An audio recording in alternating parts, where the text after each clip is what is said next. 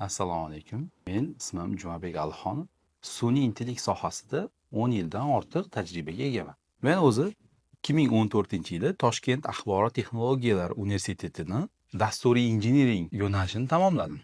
Undan keyin davlat granti asosida, undan keyin Janubiy Koreyaga magistraturaga sun'iy intellekt laboratoriyasiga bordim. Inchondagi Inha universitetiga. U yerda magistraturani tamomlagach, 2017-yil boshi, 2016 oxirlarida video analitika kompaniyasiga bordim. Lekin video analitika kompaniya bo'lsa ham meni AI injener sifatida ishga olishdi va u yerda men ana o'sha videolarni tahlil qilish bo'yicha sun'iy intellektni tatbiq qilib yechimlar yozdim.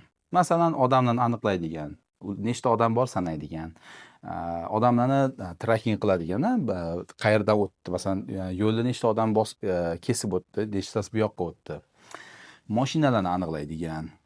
Yana bitta loyihamiz, Poskoga qilgan loyihamiz bor, o'sha Koreyada. Olovni aniqlash. Poskoni metallurgiya bilan shug'ullanadi, katta kompaniya Janubiy Koreyada. Ular ana o'sha zavod ichida yong'in chiqish xavfi bor, lekin olovni aniqlash qiyin. Ana o'sha paytda men bozorda, ya'ni bozorda unaqa yechim yo'q bo'lgan va bizni kompaniya Posko bilan shartnoma imzolagan va u narsani AI injener sifatida men bajarganman. Va uni biz borib o'rnatganmiz. Eng qizig'i, chet ellik bo'lganim uchun meni kiritishmagan Posko zavodiga. Men bu yoqda tashqarida turib, TeamViewer bilan yordam berib turganman dasturchi koreys akamizga. U aka o'rnatgan, mendan so'rab. Xo'p, keyin Omnius degan boshqa kompaniyaga ko'chib o'tdik. Omnius kompaniyasi o'sha Gangnamda joylashgandi. U kompaniya kiyimlarni avtomatik tagging qilardi. Masalan, Gmarketga o'xshagan, Coupanga o'xshagan saytlar bor, ularda kiyim sotiladi. Kiyim sotayotganda metadata qo'yish kerak. Masalan, kiyimlar yoqali kiyimmi yoki masalan bu kiyadigan kiyimga o'xshagan kiyimmi, futbolkami, qanaqa materialdan qilingan, shunga o'xshash har xil xususiyatlarni aniqlash kerak. Uni odamlar qo'lda qilib chiqarganda Koreyada. Keyin biz, ya'ni Omnius degan kompaniya, KAISTni bitirgan, PhD, ya'ni sun'iy intellekt bo'yicha PhD bitirgan co-founderlar bor edi. Ular o'shani AI bilan qilamiz deyishgan. Men o'sha kompaniyada ishladim keyin. U kompaniyada ishlash davomida tushundimki, men shu hozirgacha bo'lgan muddatda juda eng a'lochi o'quvchilardan bo'lgan bo'lsam ham, maktabda, universitetda berilgan hamma vazifalarni a'lo darajada bajargan namunali talaba bo'lgan bo'lsam ham, haligi joyda men g'arbliklar bilan teng bellasha olmadim. Nega desa, bizda yetishmagan matematika nega kerakligini bilmagan bo'lganmiz. O'rgangan paytimiz matematika deb o'ylaganmiz-da. Matematika aslida butun muammolarni raqamlashtirib turib, uni kompyuterga o'rgatib turib, kompyuter tilida koding degani aslida kompyuterga gapirishda. Lekin u gapirishdan oldin matematik fikrlab olish kerak. Uni qanaqa qilib tushuntiraman bu kompyuterga deyish kerakda. Keyin o'zi tushunib olgandan keyin o'sha pseudokod deyiladi. Qanaqa tushuntirishni miyada yechib olgandan keyin yoki qog'ozga yechib olgandan keyin kod yoziladi. Kod shunchaki kompyuterga yoziladigan til. Ko'pchilik o'ylaydi, kodni yozish haqiqiy ilm deb turib, ko'p o'quv markazida shuni o'rgatib qo'yishadi. Yo'q, u emas. Haqiqiy ilm muammoni miyada yechib olib yoki qog'ozda matematik yechib olib, xomakisini qilib olib turib, keyin uni kodga o'girish bo'ladi. Kod shunchaki kompyuterga gapirish. Kodni qanaqa qilib yozish matematika bilan bog'liq, fikrlash bilan bog'liq. Xullas, shu narsalarni kuchaytiraman dedim, o'zim tushundim. Shundagina men g'arbdagi ana o'sha eng zo'r AI injenerlar bilan raqobatdosh bo'lishim mumkin ekan dedimda, doktorantura boshlashga qaror qildim. Yana qayta Inha universitetida. Nega Inha? Men MITga topshirib kira olmadim. Boisi ana o'sha mendagi ya'ni o'sha davrgacha yurgan kompaniyalarim deymizmi, Inha universiteti deymizmi, u qadar kuchli universitet emas edi MIT uchun. Ya'ni kuchli jamoada bo'lmaganim uchun, hali bu bola ko'p narsa o'rganmagan degan taxmin bilan bizni olishmadi MITga. Yoki o'zimizda masalan, ya'ni boshqalardan ajratadigan nimadirni ko'rsatib bera olmaganmiz. Shundan keyin Inhaga kirdik, PhDga. Inhaga kirganda ham buning sababi bizga KAISTdan ham taklif tushgandi, lekin Inhadagi professor kuchli edi. Mana shu yana bitta muhim narsa. Ko'pchilik qaysi universitetda o'qiymiz deyshadi. Bakalavrda balki universitet muhimdir, lekin magistratura yoki PhDda professor muhim. Ana o'sha kuchli professorda taklif chiqqani uchun men Inhaga bordim.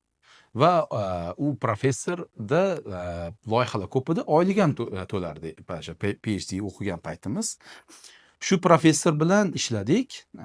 Keyin u professor ayollar universitetiga ketib qoldi, biz qolib ketdik-da, boshqa professorga o'tdik. Bu professor bilan ham yana boshidan PhD qilib chiqdik. Bu bilan bitiramiz deb turgan paytimiz bu professorimiz ham ozgina o'sha muammo bo'ldi, boshqa bo'ldi. Ya'ni universitetda xullas professor turgisi kelmay qoldi. Keyin u professor ham ketib qoldi boshqa joyga. Faqat men bormadim unisida, ayollar universiteti emas edi, lekin uzoqdagi universitet va mani oilam, farzandlarim borligi uchun bu menga noqulay edi. Men Inxada qolishga qaror qildim. Va Inxada 3-chi professor bilan yana PhD boshladik. Bu professorda bir 2 yilmi 3 yil yurdik. Jami 7 yilda doktorantura diplomini oldik. Demoqchi bo'lganim. Haqiqatda biz qo'ygan maqsad nima edi? Sun'iy intellektni kuchli kadrga aylanish edi. G'arb bilan raqobatdosh bo'ladigan kadrga aylanish edi va ana o'sha shunaqangi yo'lda bo'ldiki, 7 yil bo'lib ketdi. Ko'pchilik 3 yilda oladigan PhD yo 4 yilda oladigan.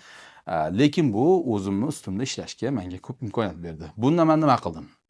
Men statistikani qildim. Birinchi. Yo'q, to'xtang. Statistikadan ham avval qilgan ishim, men kompyuter tarmoqlarini, kiber xavfsizlikni o'rgandim. Ya'ni ma'lumot bir joydan ikkinchi joyga qanaqa o'tyapti deb. Bu nega kerak desangiz, biz bunga sun'iy intellekt tatbiq qilishimiz kerak edi. Shuning uchun edi. Bu yerda ham kompyuter tarmoqlariga sun'iy intellekt ishlatish kerak edi, ham kiber xavfsizlikka ishlatish kerak edi. Buni qilib ya'ni bu domenni o'rgandikda, keyin menda o'zi sun'iy intellekt bor edi-ku, to'g'rimi? Magistratura o'qidim, 2 yil ishladim. Keyin buni PhD davomida tatbiq qildim. Endi nima bo'ldi desangiz, men sun'iy intellektni yangi bitta domenni ushlab turib, unga tatbiq qilishni o'rgandim bu yerda. Keyin u domlam ketib qoldi-ku, to'g'rimi? Keyin men boshqa domlaga o'tdim.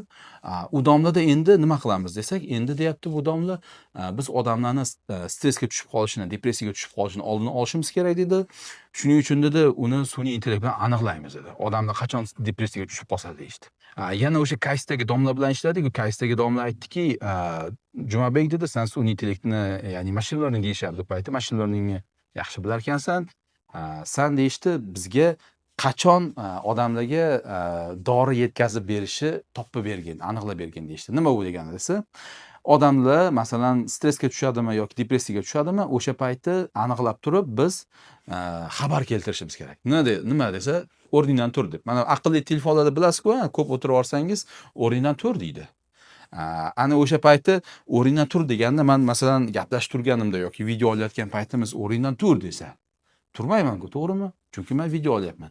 Ana o'sha mavridini topadigan AI algoritm qildim.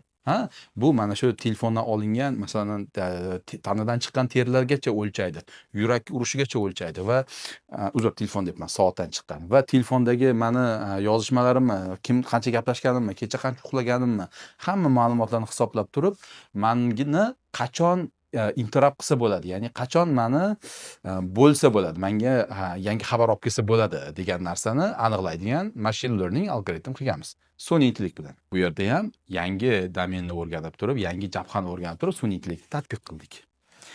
Endi PhDga 3-chi professorga o'tganimizda nima bo'ldi desangiz, u yerda yana sun'iy intellekt tatbiq qilish kerak bo'ldi. Endi kompyuter nigohlari bilan, ya'ni kameralar bilan ishlash kerak.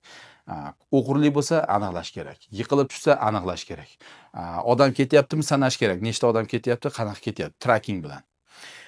Xullas, men PhD davomida muammolarni yechishni o'rgandim va bitta narsani sezdim. AI tez o'zgarayotgan soha, bozor bilan hamnafas turmasangiz, men bu yoqda o'rganayotgan, yillab sarflayotgan vaqtlarim, researchlarim, tadqiqotlarim kerak bo'lmay qolishi mumkin ekan. Keyin men o'yladim, bu nima qilishimiz kerak ekan dedimda, Upwork platformasiga bordim. Nega Upworkka?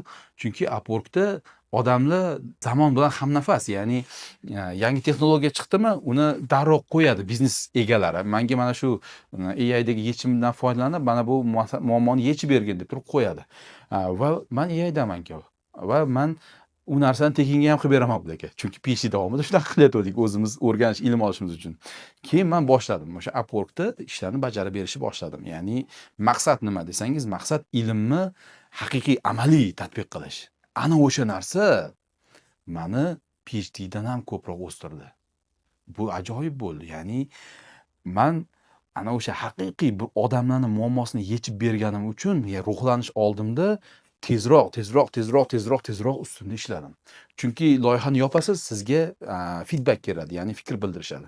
Yomon qilgan bo'lsangiz xatoingizni aytishadi, o'rganasiz, to'g'rilaysiz. Yaxshi qilgan bo'lsangiz, yaxshi tomoningizni aytishadi, ruhlanasiz, tezlashasiz. Xullas, mana shunaqa bo'lib tezlik bilan o'sib, ana shu loyihalarni bajarish davomida juda ham zo'r ritmga tushib oldik. Buni ko'rgandan keyin men judayam o'sha paytda o'zimni boshqacha his qildim. Ya'ni bunaqa zo'r imkoniyat, bunaqa zo'r sharoit, ya'ni o'rganishimizga odamlar pul to'lashyapti bizga. Buni biz tekinga ham qilardik-ku, kerak bo'lsa pul to'lab o'rganardik-ku deb o'zimga o'zim aytyapman. Zo'r narsa ekan-ku dedikda, keyin shogirdlarga buni o'rgatamiz dedik. Shogirdlarga ishlarni olib berdik. Sizlar qilinglar mana deb olib bersak, ishni olishga, ya'ni mijozni bog'lab qo'ysak, olib ketishga kuchlari yetmadi. Keyin mijoz bizga shikoyat qildi. Sen aytgan bola menga javob bermadi vaqtida yoki ishni qila olmadi, xullas meni vaqtimni o'g'irladi. Menga endi unaqa qilma, ya'ni ulab qo'yma. Keyin aytdik, bo'pti dedik, ulab qo'yamizda, endi mas'uliyatni o'zimiz olamiz, o'rtada o'zimiz turamiz, ulab qo'yib dedik. Yigitlarga berdik, mijoz bilan biz o'zimiz gaplashyapmiz, yigitlar bilan o'zimiz gaplashyapmiz. Yana o'xshamadi.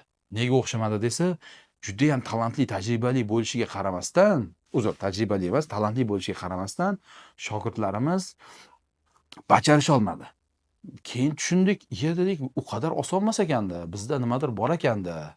Ya'ni biz o'rganganimiz uchun oson ekanda degan narsani tushunib turib, men ukam Jahongir bilan hozirgacha birga kelganmiz.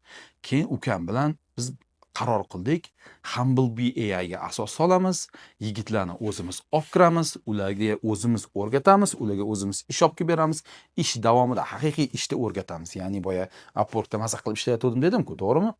Ana shu orqali juda katta tezlikda ularni o'stiramiz va dunyodagi yetishmayotgan top 1% AI injenerlarni dunyoga ta'minlab beramiz. Va bu davomida nafaqat kuchli injener ta'minlab beramiz, balki buni ta'minlash davomida xuddi asalari kabi nafaqat o'zimizni to'ydiramiz, nafaqat gulga hayot berilishiga sababchi bo'lamiz, balki insonlarga asal yig'ib beramiz. Shu kabi biz Humblebee'da nafaqat talant tayyorlaymiz, balki buni tayyorlash davomida AI yechimlarni butun dunyoga, bozorga yetkazib beramiz. Mana shu Humblebee AI bo'ldi.